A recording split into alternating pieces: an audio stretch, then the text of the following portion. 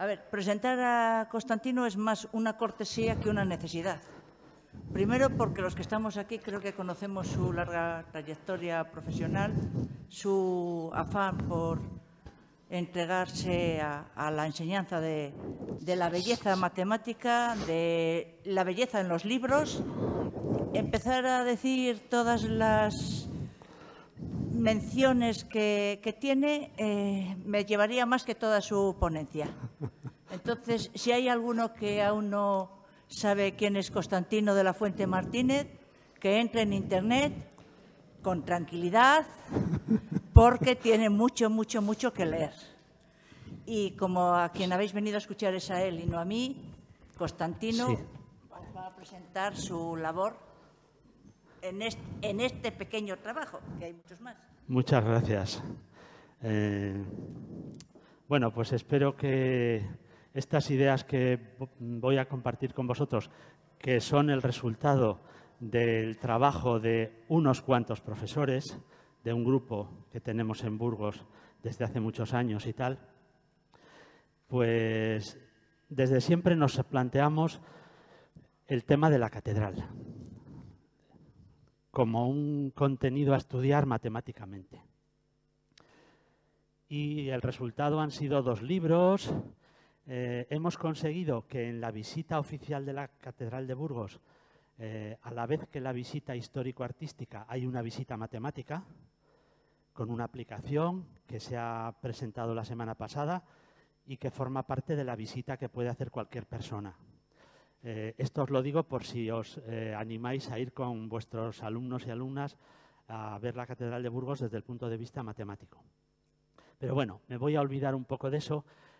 Yo lo que quería plantearos es que después de todos estos años de trabajo, pues hemos visto que lo que hemos, en cierto modo, descubierto, entre comillas, nosotros, pues se puede hacer, es una metodología que se puede utilizar en cualquier monumento y que podéis aplicar pues en vuestro contexto. Bueno, en primer lugar, como buena gente de matemáticas, pues os voy a presentar el problema que nos hemos planteado nosotros. Y el problema está motivado por una serie de ideas. Fijaos, por ejemplo, esta idea que curiosa, el libro es un clásico de creatividad en conexión con matemáticas y demás. Y se plantean estas preguntas. Dice, ¿qué nos hace reaccionar cuando observamos una obra arquitectónica y sentimos su belleza? ¿Las formas y volúmenes en nuestra retina? Evidentemente debe ser eso, pues así es como la examinan nuestros mecanismos mentales de análisis. Pero la complejidad del procesamiento nos hace sentir que no estamos observando meramente una forma tridimensional. Estamos respondiendo a algún género de significación interior de la obra arquitectónica, una noción multidimensional tan compleja que no podemos describirla conscientemente. En realidad, pueden pasar años antes de que alguien sienta que ha penetrado en la significación central de una obra. Fijaros qué ideas más profundas, o sea, no es solo lo que vemos. La obra arquitectónica, la obra artística, tiene una significación interior, la musical también, que uno puede tardar años en descubrirla, ¿vale? Otra idea más desde el campo del contexto histórico-artístico. Fijaos cómo los expertos en arte piensan que hay algo de matemáticas en lo que vemos. Dice, la matemática del número en su particular relación con la geometría explica lo que parece a primera vista inexplicable al admirador de las catedrales. La atmósfera sutil de esos edificios, cuya armonía es cuasi divina, así como la impresión de perfección que producen, no dependen de intenciones subjetivas, sentimiento religioso o afectividad del artista, sino de leyes objetivas que se apoyan en la geometría platónica transmitida a las organizaciones de los constructores. El elemento esencial era para estos la noción de relación y de proporción entre las distintas partes del edificio. Fijaos, o sea, esto no es solo, vamos a decir, una intención del artista, que lo es, sino que hay leyes objetivas, aritméticas, geométricas, que subyacen en esa obra y que nos transmiten esas sensaciones de armonía y belleza. Y ya desde un campo puramente matemático, pues Guica, que es un clásico en este tema, dice: las relaciones encerradas en las formas naturales, en la naturaleza, o creadas por el artista, despiertan resonancias lógicas y afectivas en el que las contempla. Cuando la percepción de estas relaciones es consciente, practicamos la estética, ciencia de las relaciones armoniosas. Es decir, que lo que nosotros sentimos está planificado por el artista. Tiene un sustrato de leyes objetivas, matemáticas, y tiene una significación interior que cuando nos adentramos en ella nos permite disfrutar de esa armonía y de esa belleza. Bueno, pues el problema que yo me planteo en esta charla es, pues, ¿qué matemáticas se esconden en la belleza de la catedral? ¿Podemos acercarnos desde las matemáticas a esa significación interior compleja y multidimensional? ¿Y mediante qué ideas? Y si pueden contribuir las matemáticas a despertar en nosotros esas resonancias lógicas que dice Matilda Guica, que están expresamente diseñadas por el artista para impactar en el visitante. Bueno, pues dos cosas de fundamentos y ya veréis que vamos a ver muchísimos ejemplos. En matemáticas lo habitual es que cuando tenemos un problema, una situación real que es problemática, pues solemos hacer un modelo al que, como suele ser muy complejo, con muchas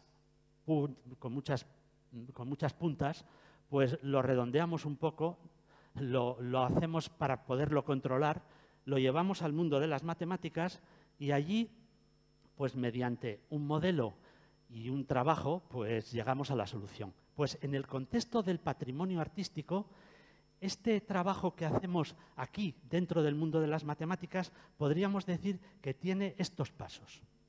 El primero es un acercamiento casi visual. ¿Qué formas geométricas, qué configuraciones subyacen en este recinto, en este rosetón, en esta forma geométrica? Entonces hay que usar modelos geométricos, construirlos, pues ahora lo más habitual es con GeoGebra, y mediante imágenes construir un modelo matemático, que casi siempre es geométrico, de la situación o del elemento que queremos analizar. Una vez que tenemos el modelo, lo que hacemos es estudiarlo con geometría clásica, con geometría analítica, dando coordenadas, como nos venga mejor o como podamos. ¿Para qué? Para encontrar los patrones dinámicos, que los patrones dinámicos son los números que rigen las proporciones de eso que estamos analizando. Esos números suelen ser irracionales, siempre. Entonces, por eso son dinámicos. Si fuesen racionales, pues serían más estáticos. Y a veces, cuando se estudian estos recintos o elementos, pues aparecen patrones de estos combinados, operados uno con otro. Eso los expertos le llaman enlaces orgánicos, porque aumentan la sensación de armonía y belleza. Miguel Ángel, en el Renacimiento, decía que sus obras tenían un carácter orgánico, eran como un organismo. Los miembros del organismo guardaban proporciones entre ellos y con el total. Y desde otros contextos se llaman también acordes porque son la base de la música, de esa armonía y de esa sinfonía, en el caso de las matemáticas, silenciosa, que subyace y que podemos admirar en el patrimonio. Pues una vez que sacamos a la luz todos estos patrones y sus enlaces, a veces las formas cambian, varían, y varían a veces de tamaño, a veces varían en la igualdad, se repiten. Un friso, por ejemplo, se va repitiendo. Otras veces esos cambios, esas variaciones de tamaño, de forma, generan unos ritmos. Ya luego veréis cómo se define un ritmo de armonía. Pues, y esos ritmos son los que generan la música silenciosa de ese elemento. Y es el que nos produce esas sensaciones. Entonces, lo que voy a enseñaros son ejemplos de todo esto. ¿Esto a dónde nos lleva? Pues mirad, en el proceso, cuando llegamos a la solución, pasamos a la realidad. Este es un proceso complejo. En cada una de estas cosas hay procesos mentales que ponemos en práctica para hacer esto. Bueno, pues cuando llegamos a la última parte, en este caso, lo que hacemos es interpretar eso matemático que hemos encontrado a la luz de lo artístico. Y entonces es cuando podemos decir que esa interpretación nos permite acercarnos al significado interior de ese elemento y a poder disfrutar de la contemplación. Eso que se queda uno, pues dices, es que esto que hay detrás de esto, ya veréis algún ejemplo que os voy a presentar, que son realmente pues, muy interesantes. Y aparece la armonía, en el sentido clásico de la armonía, la simetría, la euritmia y demás. Bueno, pues como veis, primero son las configuraciones con sus números, los modelos geométricos con sus números. El número está en la base de todo. Ya Jámblico, en la época griega, decía, la primera esencia es la naturaleza de los números y proporciones que se extienden a través de todas las cosas, de acuerdo con los cuales todo está armónicamente dispuesto y convenientemente ordenado. Vamos a utilizar la noción de número, pero no como cantidad, sino como proporción, es decir, como relación entre dos magnitudes. ¿Cuántas veces una contiene a la otra? O sea que en sí las dimensiones nos da igual que sean grandes o pequeñas. El caso es que la relación, la razón, el cociente sea siempre igual, ¿vale? Que eso no lo solemos hacer en clase. Habitualmente en clase el número se maneja mucho como cantidad y tal, pero no como proporción. Y es otra forma de trabajarlo. Bueno, pues mirad, aquí este es un ejemplo de configuraciones, y aunque no he puesto los patrones, pero son muy sencillos. Esto es un arco del claustro de la Catedral de Burgos, y es un arco gótico, os digo ojival, que si el triángulo que está dentro es equilátero, pues se llama un arco ojival equilátero. Hay arcos ojivales que no son exactamente equiláteros, depende del triángulo. Lo que sí es siempre es isósceles, ¿vale? Si es un arco como muy abierto, pues entonces la base será igual más grande y los lados oblicuos menos. Como veis ahí, eso es un dibujo geométrico que describe el arco. Ese arco tiene un arco exterior, digamos que engloba dentro otros dos arcos más pequeños, que a su vez engloban 4 arcos más pequeños. Fijaos, ya intuitivamente estamos obteniendo un ritmo. 1, 2, 4. Podríamos pensar, si hubiese otra subdivisión, ¿cuál sería? Pues lo lógico sería que fuera 8, porque cada arco se divide en 2. Bueno, pues ya tenéis aquí una progresión geométrica con el número de arcos. Pero se pueden estudiar, por ejemplo, cómo van variando las alturas de los triángulos. Aquí, como se divide siempre por la mitad, pues son variaciones de razón un medio, ¿vale? Y aparece como la altura, por ejemplo, del triángulo equilátero es raíz de 3 partido por 2 veces el lado, ya tenemos el patrón raíz de 3 partido por 2 ahí metido. Es un número irracional, claro. Y las circunferencias estas que se cortan, no sé si habíais visto alguna vez el arco ojival descrito de esta manera, es lo que se llama la vesica piscis. Son 2 circunferencias que el centro de cada una es un punto de la otra. El centro de cada una, el centro de esta, que está aquí, pues es el punto por el que pasa la otra, ¿vale? Y eso pasa en los arcos ojivales equiláteros, ¿vale? La vesica piscis es una configuración geométrica famosísima históricamente en el arte. Simbólicamente también se llama almendra o mandorla, y vesica piscis viene de vejiga de pez, porque este símbolo, que son como 2 paréntesis enfrentados, ahora los voy a explicar un poco más, pues era un simbolismo que utilizaban los cristianos primeros para comunicarse, era como un símbolo para ellos muy del pez, ¿vale? Pero si os fijáis, la mitad superior de la vesica piscis, la mitad superior es el arco ojival. O sea, la mitad superior de una Vesica Piscis es el arco ojival. El arco ojival siempre se ha denominado que el arco de 2 centros, porque los centros los tiene uno aquí y el arco es este, y el otro aquí y el arco es este, ¿vale? Bueno, pues de ahí que es tan simbólica esta construcción geométrica de la Vesica Piscis, porque contiene la raíz del arco ojival.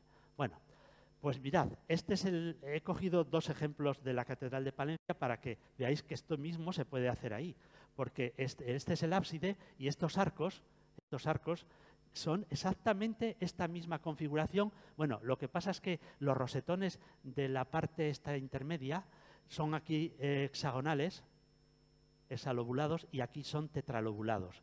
El de arriba sí que es de 6 pétalos en los dos, pero el de abajo, aquí en la Catedral de Burgos es de 4 y en la de Palencia es de 6. El 6 está asociado al hexágono y está asociado al triángulo equilátero. Entonces el patrón que subyace siempre es raíz cuadrada de 3. El cuadrado, aquí, en este rosetón, por ejemplo, si lo estudiáis, como proviene la figura que está subyacente es un cuadrado, pues es raíz de 2 en todas sus combinaciones posibles. El número de plata, que es 1 más raíz de 2, etc. Bueno, voy a seguir. De vez en cuando daré alguna píldora que igual no tiene que ver con lo que estamos hablando, pero relacionado por si alguien quiere hacer en clase alguna cosa interesante fuera de lo... Mirad, la Vesica Piscis es una configuración geométrica que responde a esta idea. Esta parte central de la zona común a las 2 circunferencias se llama la Vesica Piscis. En la novela de Guillermo Martínez, Los crímenes de Oxford, que Alex de la Iglesia hizo una película, pues ahí se producen unos asesinatos y junto a cada muerto aparece un símbolo matemático. Uno de ellos era la Vesica Piscis, ¿vale? Eran símbolos de la hermandad pitagórica, de la secta pitagórica, ¿vale? Representaban distintos números. Bueno, pues la Vesica Piscis es esto. Y matemáticamente, ¿qué representa? Pues yo siempre digo, la Vesica Piscis es la zona común a las 2 circunferencias y lo interesante de ella es la relación que hay, la proporción entre esta distancia vertical y esta horizontal, que es el radio de la circunferencia, que puede ser la unidad, ¿vale? Bueno, pues esa relación, aplicando el teorema de Pitágoras, que es una cosa súper sencilla, sale... Claro, como la altura del triángulo es raíz de 3 partido por 2 veces el lado, si el lado es la unidad, pues entonces la altura del triángulo es raíz de 3 partido por 2. Y como este otro triángulo también es equilátero, pues entonces esto es raíz de 3, si esto es la unidad. Este es el patrón, ¿vale? Esta es la configuración y este es su patrón dinámico. Si cambiase la configuración, pues podría generar un ritmo. En cambio, claro, como lo estamos estudiando, fijaos, nuestro acercamiento a la catedral es un acercamiento, digamos, teórico, casi platónico. Analizamos formas ideales. Nosotros no hemos estudiado el empuje de esto, esta carga, este peso, cómo se distribuye en este recinto. De eso, ese podría ser el estudio igual físico o arquitectónico del edificio, pero nosotros hemos adoptado un enfoque más de matemáticas. Mirad, aquí este es un friso de la Capilla de los Condestables y ya veis aquí que hay una serie de Vesica Piscis que van unas encadenadas y eso genera un ritmo. En ese caso el ritmo es la igualdad, siempre el patrón es la unidad. Pero fijaos lo importante que es este símbolo, que en el altar mayor de la catedral hay una Vesica Piscis con el pez puesto. Incluso en los restos de la catedral románica pues aparece esta Vesica Piscis, porque en el románico todos los pantocrátor, por ejemplo el románico catalán de Taúl o San Isidoro de León, el pantocrátor de los frescos, las pinturas, todos responden a la Vesica Piscis, a la estructura esa de la Vesica Piscis, es decir, a raíz cuadrada de 3. Yo siempre les digo, cuando hablo a los alumnos en alguna charla o tal, fijaos, cuando veáis esto, pensad en raíz cuadrada de 3. Bien, pues este es un arco de una de las capillas más interesantes de la Catedral de Burgos, que tiene la Vesica Piscis, está con esos arcos de circunferencia que se pueden estudiar también, sus ecuaciones y todo. Este es un altar de una capilla, es un altar románico y aparece pues, la raíz de 3. En muchas iglesias, en el románico palentino, etcétera, aparecen muchas. Otra configuración geométrica que suele aparecer muchas veces es el corte sagrado. El corte sagrado permite pasar del cuadrado, de una planta cuadrada, a un recinto octogonal. El pasar del 4 al 8. ¿Cómo se hace? Pues es en un cuadrado, se trazan los arcos con radio en cada vértice, se trazan arcos con radio a la mitad de la diagonal. Y entonces las intersecciones con el cuadrado inicial nos dan un octógono, que es regular, además, y en él se cumplen, pues que si el lado del cuadrado es la unidad, claro, la diagonal es raíz de 2, los radios de esos arcos es raíz de 2 partido por 2, y el lado del octógono es raíz de 2 menos 1, es el inverso del número de plata. El número de plata es 1 más raíz de 2. Y los lados de los octógonos son el inverso, ¿vale? Bueno, entonces esto es una configuración geométrica que se puede estudiar ahí y dejarlo, o se puede profundizar. Luego ya un poco más adelante os profundizaremos en ella. Este patrón, el número de plata, forma parte, igual que el número de oro, la proporción áurea, de los números que llamamos números metálicos. Voy a ir aquí un poco deprisa porque eso lo podéis ver en cualquier sitio. Los números metálicos son la solución positiva de esta ecuación de segundo grado con A y B naturales, y cuando A y B valen 1, sale la proporción áurea, ¿vale? En cambio, si A es 2 y B 1, pues es el número de plata, la solución positiva. Si A es 2 y B es 2, el número de platino, pues hay el número de bronce, el número de níquel, para distintos valores. Os he puesto este libro porque en este libro se narra la construcción de las catedrales de Burgos y de León y se habla mucho de la proporción áurea, pero no es una novela matemática. Así como la de antes, la de Guillermo Martínez, sí que es una novela matemática. Esta no, esta es una historia de amor entre el constructor de las catedrales y una pintora de frescos y tal, y habla mucho de la proporción áurea. Pero desde el punto de vista no matemático, sino desde un punto de vista más simbólico, artístico, medieval, en un enfoque, una mentalidad medieval, ¿vale? Pero que se puede leer. Y el que esté interesado, yo hace años en la revista Suma publiqué unos cuantos artículos, bastantes, sobre trabajos de lectura de obras de literatura y luego hacer trabajos de matemáticas. Está el guión allí, los guiones, para mandar un guión a los alumnos y que trabajen matemáticas después de leer la obra de literatura. Lo interesante de la proporción áurea, por ejemplo, es, claro, si la proporción áurea es la solución positiva de esta ecuación con A y B igual a 1, quiere decir que verifica la ecuación, es decir, que la proporción áurea al cuadrado es igual a la proporción áurea más 1. Y si multiplicamos por la proporción áurea por phi, pues obtenemos en general que cualquier potencia de la proporción áurea es la suma de las dos anteriores potencias.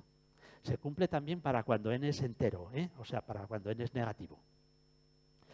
Y eso genera una recurrencia, y las recurrencias generan ritmos. Y esa es la base del ritmo áureo, el ritmo de armonía áureo. Bueno, ya veréis luego en otros casos. Por ejemplo, otra cosa que se puede estudiar así en plan sencillo, pues son los polígonos estrellados y las estrellas. ¿Qué diferencia hay entre ellos? Bueno, pues ahora os digo porque, vamos, esto es una cosa de perogrullo. Mirad, esta es una capilla de la catedral que tiene, como veis, la planta es cuadrada, pero si os fijáis arriba, la bóveda es octogonal y estas trompas son esos triángulos que sobran aquí en el cuadrado para pasar al octógono, se llaman las trompas y pues ahí se ven muy claramente, ¿vale? Bueno, pues este polígono que he dibujado ahí, lo voy a poner otra vez, es el polígono estrellado 8,3. Porque es un octógono, el 8 es por el octógono y el 3 es por el número de vértices que saltamos para ir al siguiente. Empezamos en cualquier vértice y vamos de este 1, 2, 3, venimos aquí, 1, 2, 3, venimos aquí y tal. Y como 8 y 3 son primos entre sí, fijaos, Esto, dices, ¿cómo se aplica eso aquí? Pues es que cuando son primos, claro, se recorren todos y se obtiene lo que se llama un polígono estrellado, ¿vale? En este caso es una estrella, un polígono estrellado de 8 puntas y tal, que es muy, muy bonita. En cambio, fijaos, esto, por ejemplo, es una estrella, pero no es un polígono estrellado. ¿Por qué? Porque dentro del mismo octógono, aquí hemos construido el polígono 8,2. Y como 8 y 2 es divisor de 8, no recorremos todos los vértices. Si los queremos recorrer todos, entonces obtenemos, como veis ahí, dos cuadrados yuxtapuestos, con partes comunes y partes diferenciadas, que exteriormente tienen forma de estrella también. Pero no es esta estrella no es lo mismo que esta otra, ¿vale? Este recorre todos los vértices y en cambio este no. Bueno, pues aquí, si queréis estudiar, por ejemplo, este se llama un rectángulo de plata, porque en un octógono el lado y esta diagonal, es una posible diagonal, pues forman la proporción que hay entre ellos es el número de plata. Entonces, en esta bóveda, como veis, hay unos cuantos rectángulos de plata. Si giramos este rectángulo, obtenemos otros, ¿vale? Y en este otro caso, pues resulta que ese triángulo que se forma ahí verifica que la relación entre el lado del octógono y el radio de la circunferencia circunscrita, que es el lado desigual del triángulo, es igual a una proporción que se llama la proporción cordobesa. La proporción cordobesa fue descubierta a mediados del siglo XX en la mezquita de Córdoba y es muy común en el arte islámico. Es decir, que la proporción áurea es una proporción bastante abundante en la cultura occidental y la proporción cordobesa es un número que está más ligado al arte islámico, la cultura islámica, ¿vale? Bueno, pues estos números están relacionados también con el cuadrado y con el octógono. Este sobre todo con el octógono, ¿vale? Fijaos, es un número raro, ¿eh? Fijaos. Y está relacionado con las razones trigonométricas de este ángulo central de aquí. Porque es la relación entre el radio y el lado del octógono. Bueno, pues como veis, se pueden estudiar configuraciones y ver los patrones y demás. Este, por ejemplo, es un arco de la Catedral de Burgos, que está en la nave central, para que vamos a profundizar un poco más. Si veis este arco tiene algo raro, porque las formas de los arcos del arco son curvas, claro, los arcos de circunferencia que lo conforman, y en cambio han metido allí dentro una figura que tiene sus lados rectas, y eso no encaja. ¿Veis? Parece que el cuadrado está ahí puesto como con presión, genera tensión eso. Bueno, pues eso se puede explicar o se puede dar una explicación estudiándolo matemáticamente. Mirad, este es el modelo matemático, mucho claro, este es el modelo ideal, la piedra con el grosor y tal, esta zona de aquí no se distinguen estas cosas. Este arco, normalmente los arcos se estudian pues, con geometría analítica, considerando este punto el origen de coordenadas, fijando una distancia arbitraria como un parámetro y sale todo en función de eso, ¿vale? Pues en este caso, lo que aparece ahí, pues los patrones son raíz de 3 y raíz de 2. ¿Por qué salen raíz de 3 y raíz de 2? Esto lo digo para que siempre que veáis un cuadrado, pensad en raíz cuadrada de 2. Siempre que veáis triángulos, en raíz cuadrada de 3. Y aquí hay triángulos que subyacen en el arco ojival y el cuadrado está claro, está explícito. Bueno, pues aparecen en las formas concretas del número de plata y del número de platino. Pero, por ejemplo, este punto, y hay otros, pero es que tampoco me puedo entretener mucho porque, fijaos en este caso, el punto este K, si este es el origen de coordenadas y todo eso que veíamos en el modelo de GeoGebra, pues este punto tiene estas coordenadas. Resulta que es el número de plata, aquí, por ejemplo, está el número de plata y el número de platino, pero no están enteros, comparten el 1, es decir, les falta algo para que esos patrones estén en su verdadera magnitud. ¿Vale? Bueno, pues ese faltarles algo, bueno, aparte de llamarse enlace orgánico o concatenación a la combinación de los dos, en este caso en una suma, pues la sensación que transmite eso es justo eso que habíamos apreciado sin saber por qué al principio. Ese arco tiene algo que no encaja. En ese arco las rectas y las curvas generan que eso ahí pasa algo. Bueno, pues matemáticamente es la combinación de los enlaces de los patrones compartiendo uno. Es como si los patrones estuviese una tensión por quién se lleva el 1 ese, ¿vale? Bueno, este es otro arco del cimborrio para que veáis simplemente la complejidad. Y en cambio aquí, aunque hay un cuadrado aquí metido dentro, pero que tiene estos arcos, estos lados curvos, pues claro, los arcos que son muy complejos, que tienen mucha decoración interior, aparecen patrones que son desconocidos. No son ni la proporción áurea, ni... Entonces aparecen pues patrones de este tipo, producto de patrones.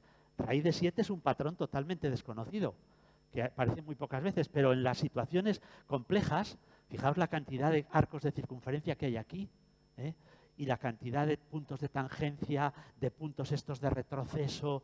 Pero la idea, la sensación del arco es de... yo digo que es como una especie de sensación de curvas ondulantes que te puedes deslizar, como si fuesen toboganes en los arcos y tal. Bueno, pues aparecen todos esos patrones y la sensación es eso, de dinamismo, simetría, por supuesto. La simetría ya veréis que no es solo en el sentido clásico de que este arco es simétrico respecto de esta línea vertical, etcétera, sino en el clasicismo la simetría era la adecuada proporción entre las partes entre sí, entre las partes y entre las partes y el todo. Ya veréis luego ejemplos de simetría no axial ni central, simetría en el sentido clásico. Bueno, esta es la construcción del rectángulo áureo, que voy a darla rápido porque me gusta ponerla porque no por lo que se obtiene, que es conocido, sino por la belleza de la construcción. Hay una parte de matemáticas que es la geometría sagrada, que intenta construir las figuras que tuvo el gran creador con regla y compás en el diseño del mundo. Entonces se trata de emular eso y esta construcción es una construcción muy bonita porque a partir de un cuadrado, fijaos, este radio, como si el lado mide 1, el lado del cuadrado, pues esto mide 1 medio. Y esta distancia mide raíz de 5 partido por 2. Aquí se ve gráficamente, porque esto mide raíz de 5, luego desde aquí hasta aquí mide raíz de 5 partido por 2. Esto es raíz de 5 partido por 2 y esto es 1 medio, entonces pues la proporción es la proporción áurea, ¿vale? Bueno, este es un patrón, pues posiblemente el más conocido, y en la catedral hay muchos rectángulos áureos. La catedral, os digo, el sepulcro del Cid, que está en el cimborrio, en el centro de la catedral, es un rectángulo áureo, pero hay otros muchos. La proporción áurea aparece en un pentágono, está asociada a un pentágono y a un decágono. ¿Cómo? Pues mirad, bueno, este es un ejemplo.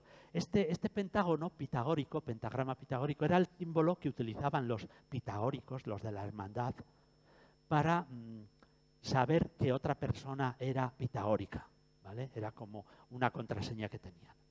Bueno, este es de la ermita del Cañón de Río Lobos, templaria, y eso lo pongo porque es muy, muy bonito, muy bello. ¿Y qué hay ahí? Bueno, pues la relación en el pentágono regular, la relación entre la diagonal y el lado es la proporción áurea. Entre la diagonal y esta distancia AC', que también es el lado, pues es también entre AC' y B'Ac', también es la proporción áurea. Entonces, bueno, pues eso da lugar a que este triángulo se llama el triángulo áureo sublime y suele aparecer muchas configuraciones geométricas que os voy a enseñar. Es decir, la relación entre el lado desigual y los dos lados iguales, pues es la proporción áurea. pero también la proporción áurea está asociada al decágono regular. La relación entre el radio de la circunferencia circunscrita y el lado del decágono regular es el triángulo sublime y es la proporción áurea. Y ese rectángulo que os he puesto ahí es un rectángulo áureo. En cambio, si cogemos un octógono regular, que ya esto es lo que he comentado antes en esos polígonos cuadrados yuxtapuestos, que era estrella y no era polígono cuadrado, pues en un octógono regular la relación entre el radio de la circunferencia circunscrita y el lado del polígono es la proporción cordobesa, y ese es un triángulo cordobés. Este es un rectángulo cordobés. Y quería poneroslos juntos para que veáis pues que la diferencia es el tipo de sensaciones, de proporciones estéticas que transmite, ¿vale? Uno es como un poco más cercano al cuadrado y el otro parece que es como más alargado.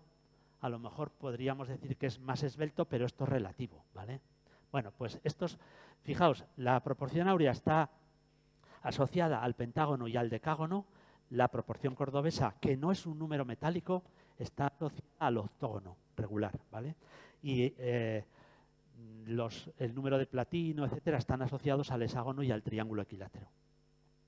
Por ejemplo, en la cabecera, esta es la capilla mayor de la Catedral de Burgos, como tiene el retablo, tiene cinco lados, pues eso es la mitad de un decágono regular, y por lo tanto, este triángulo, es decir, la relación que hay entre cada uno de los lados del retablo y el centro de ese decágono es un triángulo sublime, ¿vale?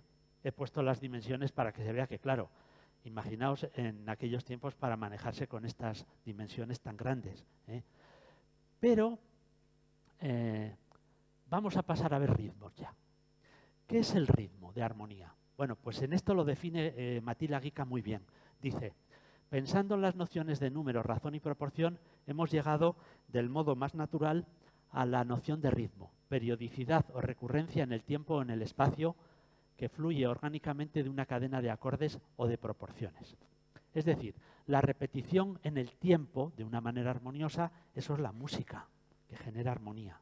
La repetición en el espacio con proporciones, que también se llaman a veces acordes o concordancias, pues eso genera un ritmo arquitectónico de armonía, ¿vale? Bueno, pues eso es lo que vamos a ver ahora. Por ejemplo, este es un ejemplo intuitivo que me lo dio un alumno. Formas que varían aquí.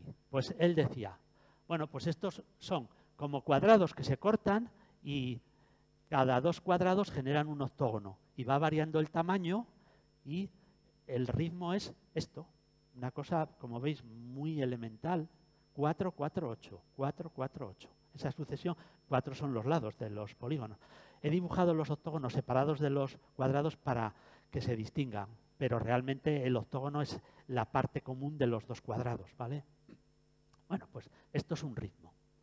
Claro, como hemos dicho, ritmo de armonía, he aprovechado las palabras de este poeta leonés, que en un libro, 3 tratados de armonía, define lo que es la armonía. Es muy interesante. Dice, pasan los tiempos y las culturas, pasan los seres humanos y cambian las ideas que se impusieron como definitivas, a veces con leyes crueles, pero lo que siempre permanece es ese ritmo o fluir que todo lo rige.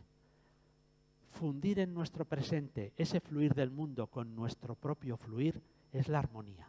La armonía es la fusión, el juntar, la raíz de la palabra armonía, la raíz griega es armón, que es juntar. Juntar de una manera armoniosa el fluir del mundo con nuestro propio fluir es la armonía. ¿Hasta qué punto? Bueno, pues eso en función de la sensibilidad también de cada uno, ¿vale? Pero la armonía es eso, la fundir, fusionar, juntar y es como acompañar de la misma manera, ¿vale? Bueno, ¿cómo se generan ritmos de armonía? Pues hay esencialmente dos maneras. Modificar una figura. Si la modificación pasa a ser otra igual, por ejemplo, en mosaicos, frisos, pues entonces se obtiene el ritmo igualdad, ¿vale? Sería como la repetición idéntica. Crecimiento o decrecimiento, los cambios de tamaño, manteniendo las relaciones de analogía y semejanza con la figura de referencia, eso genera un ritmo. Y los patrones suelen ser los invariantes de las transformaciones. Es decir, en el ritmo áureo, que está formado por las potencias sucesivas del número de oro, la razón de la progresión es un invariante que es el número de oro, ¿vale? Pero en otros también. Y hay otra forma de obtener ritmos, que es descomponiendo una figura en fragmentos, de forma que entre ellos y el conjunto se mantienen las mismas relaciones de proporcionalidad y analogía. Esto es como de manera clásica se define la simetría y el ritmo armonioso, el buen ritmo, la euritmia, ¿vale? Bueno, pues vamos a ver ejemplos. Este es el modelo áureo de ritmo que verifica estas propiedades, y el modelo real, que es aproximado al áureo, es el de la sucesión de Fibonacci, que verifica lo mismo que esta, que cada término es la suma de los dos anteriores a partir del tercero, y esta verifica que cada término es el anterior o que cada término entre el anterior da la proporción áurea. Y la sucesión de Fibonacci lo verifica asintóticamente. Cada término dividido entre el anterior, el límite cuando n tiene infinito de este cociente, es la proporción áurea. Entonces, pues en la catedral vamos a ver ritmos, ¿vale? Mirad, este es un rectángulo áureo, que lo movemos y comparten, estos dos rectángulos áureos comparten esta parte, que es un rectángulo áureo también, y estos dos son cuadrados. Todo rectángulo áureo se puede descomponer en un cuadrado y otro rectángulo áureo. Y este triángulo que se forma aquí, pues se llama el triángulo dorado. Diréis, sublime, dorado, sí, hay un poco terminología parecida. ¿Y cuál es el ritmo aquí? Pues mirad, si tomamos como unidad el lado del cuadrado, se verifica que todas estas longitudes tienen estos valores.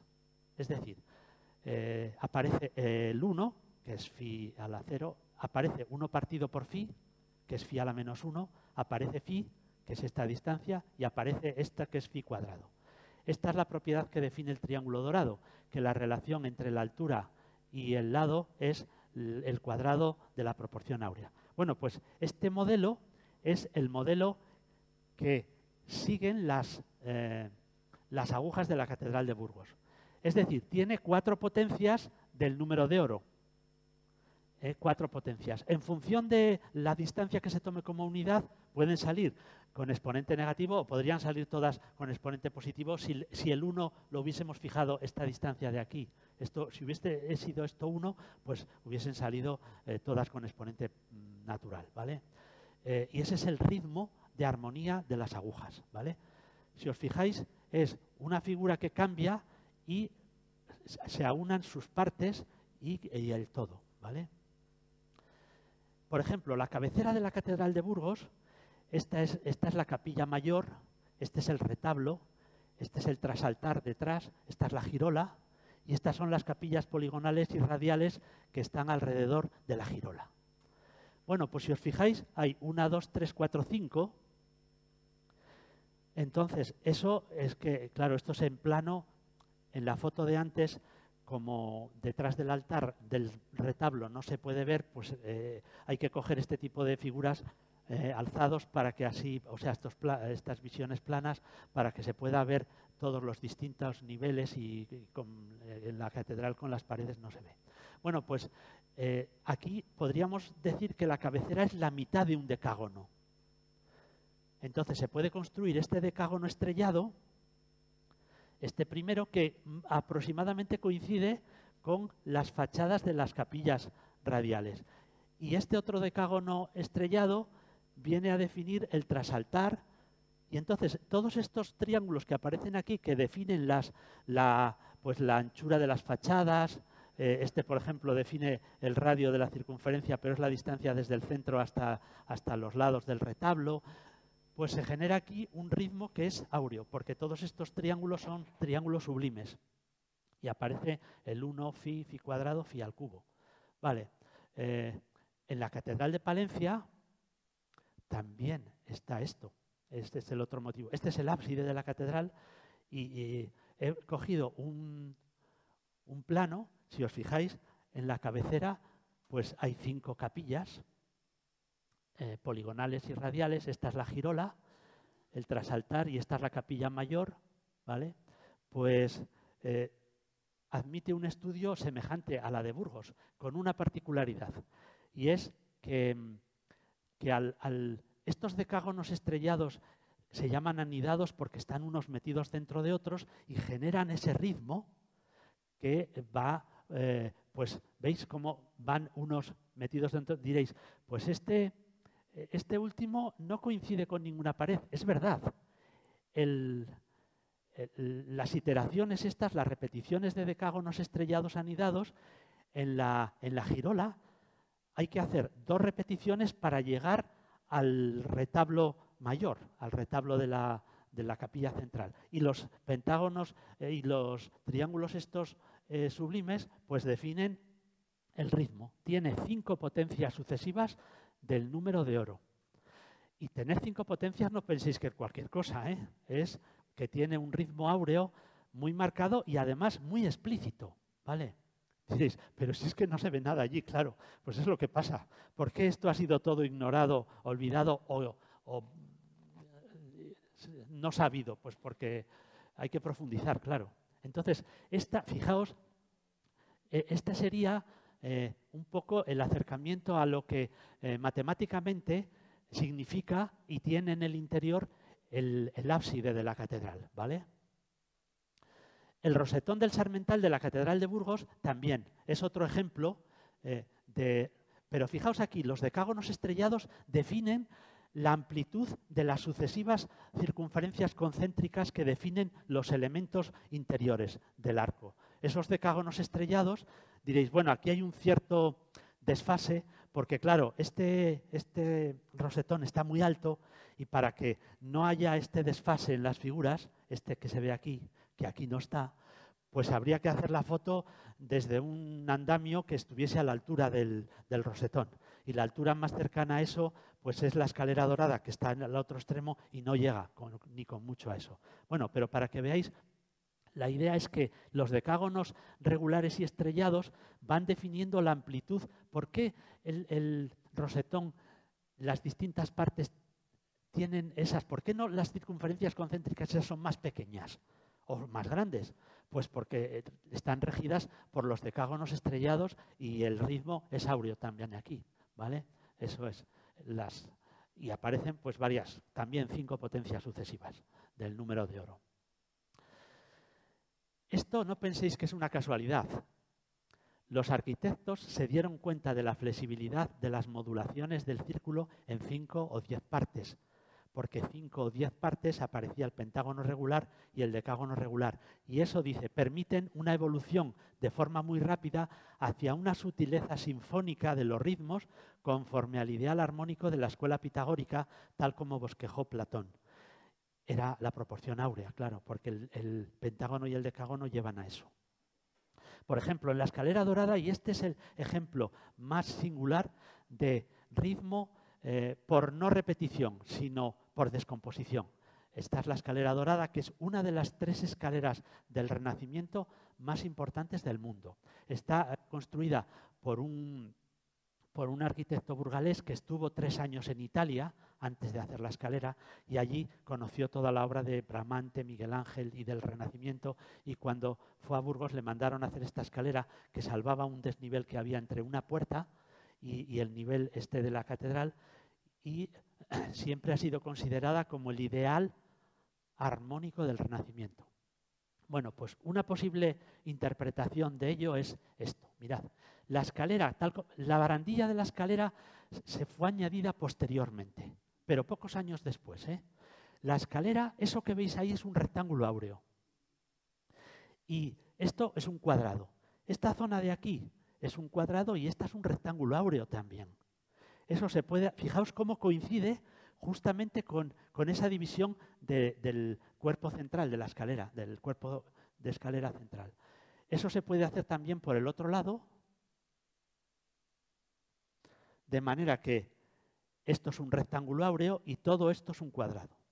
Utilizando un método que se llama el método de las diagonales, ahora, si trazamos las diagonales de todas estas figuras, todos los polígonos que tracemos que tengan vértices en los puntos de intersección y los lados sean paralelos a estos, son semejantes a alguno de ellos. O bien es semejante al cuadrado, o bien es semejante al rectángulo áureo y por lo tanto es áureo.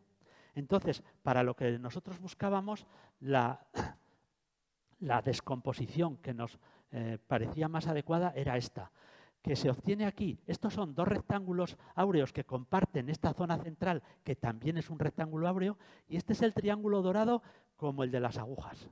Este es muy típico en el Renacimiento. Y estos son rectángulos áureos, estas partes de aquí.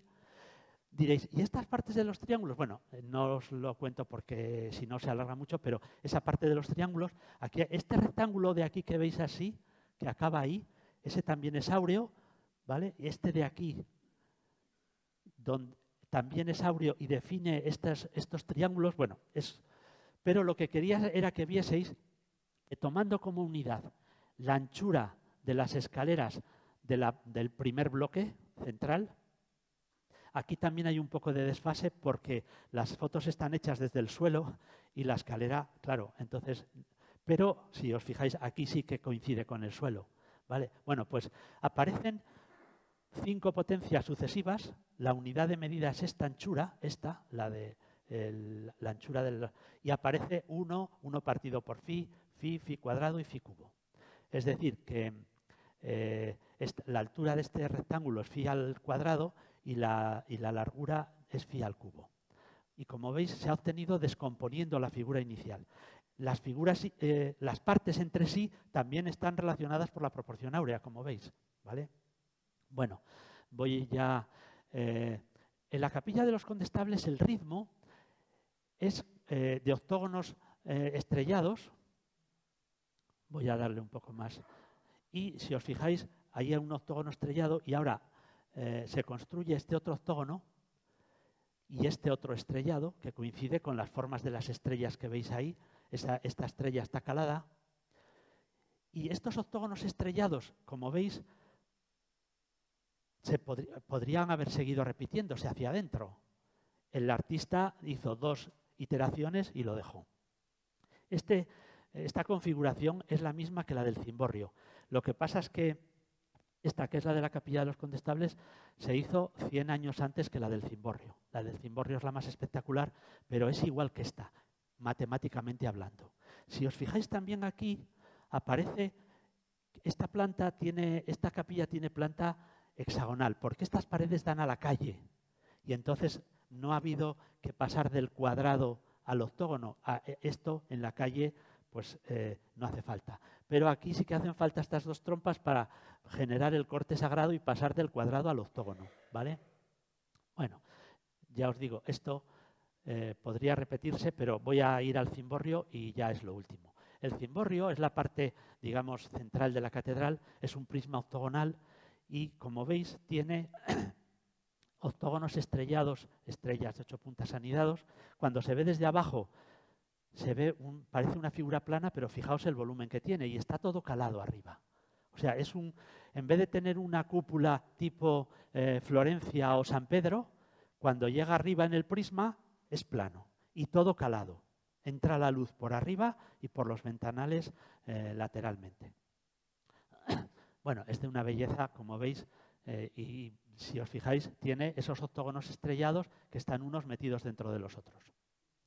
Bueno, pues el modelo geométrico, mirad, este es el corte sagrado para pasar al octógono y, claro, como este prisma tiene 30 y tantos metros, pues, claro, parece que ese octógono es más pequeño que el de fuera, pero son iguales, es el efecto óptico, claro. Bueno, pues esos son los octógonos estrellados que van anidados unos en otros y van generando ese ritmo. Otro octógono y podría seguir así. Y digamos, ¿cuál es el ritmo de esta configuración? Bueno, pues este es el modelo con GeoGebra para estudiarlo geométricamente. Y los octógonos regulares, los lados de los octógonos regulares, las longitudes van siguiendo esta secuencia. Es una progresión geométrica que tiene de razón el cociente entre la proporción cordobesa y el número de plata. Entonces, cuando vimos esto, le dimos sentido a lo que los expertos dicen del cimborrio de la Catedral de Burgos, que tiene ecos mudéjares. ¿Por qué tiene ecos mudéjares? Aparte de que igual intervinieron mudéjares. Pero bueno, este es del Renacimiento, el cimborrio es del Renacimiento. Pues porque aparece la proporción cordobesa, típico del arte islámico, ¿vale? Y eso genera la progresión esa y el enlace orgánico entre los dos, ¿vale? Si os fijáis en el modelo, pues tiene mucho dinamismo. He hecho lo mismo para que veáis cómo van variando los lados de los octógonos estrellados. Pues los lados de los octógonos estrellados también forman una progresión geométrica de la misma razón, pero el primer término es el número de plata y el segundo es el número cordobés, que parece increíble eso. Bueno, pues este es el ritmo y el ritmo pues es de lo más estético y armonioso que hay en la catedral, ¿vale? Ahí hay algunos objetivos, pero bueno. Lo que quería ya para terminar es que veáis cuál os gusta más. ¿El de allá de la derecha o el de la izquierda? ¿Cuál pensáis que es más dinámico y menos estático? ¿El de la izquierda os parece? Bueno, pues el de la derecha es de Leonardo da Vinci. Sin menospreciar, ¿eh? Porque era la configuración que utilizaba él en las basílicas y cuando ampliaba las basílicas, ¿vale? Esto es de un códice de Leonardo. Y la progresión y el ritmo que hay ahí es el del número de plata. Es el número de plata, potencias sucesivas del número de plata. Y forma una progresión. Y en cambio, este, que es el del cimborrio, de la Catedral de Burgos, pues como veis, y combina dos patrones y aumenta, claro, el dinamismo, la simetría, pues la estética es más armoniosa y tal. Bueno, para finalizar, esta idea queremos que permanezca y es que en paralelo al patrimonio histórico-artístico, que es tangible y palpable, hay un patrimonio matemático invisible e intangible que está oculto en el primero y que es capaz de despertar en el espectador esas sensaciones estéticas que le conducen al disfrute de emociones y sensaciones de armonía y belleza. Este patrimonio inmaterial, hasta ahora poco conocido en profundidad, cuando no ignorado u olvidado, debemos ponerlo en valor, pues permite mirar y admirar las obras de arte de una manera distinta a la habitual y disfrutar de una verdadera sinfonía matemática silenciosa, silente, llena de acordes, que son los patrones, ritmos y movimientos armoniosos. Y ya está. Se acabó.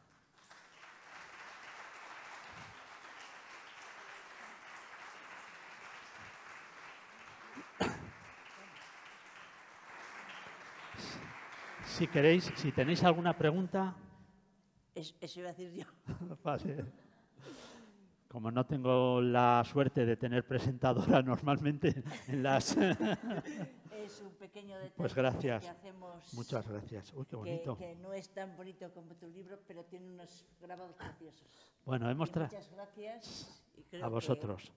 Gracias a vosotros y felicidades por la organización del Congreso, que está al detalle. Yo todos los contactos que he tenido, vamos.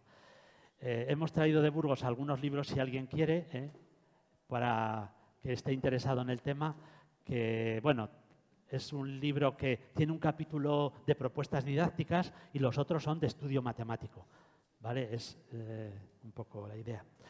Si tenéis alguna pregunta y si no, pues nos vamos al café, como queráis. Ahora te vas a dar el café. Como queráis. Muchas gracias, muchas gracias.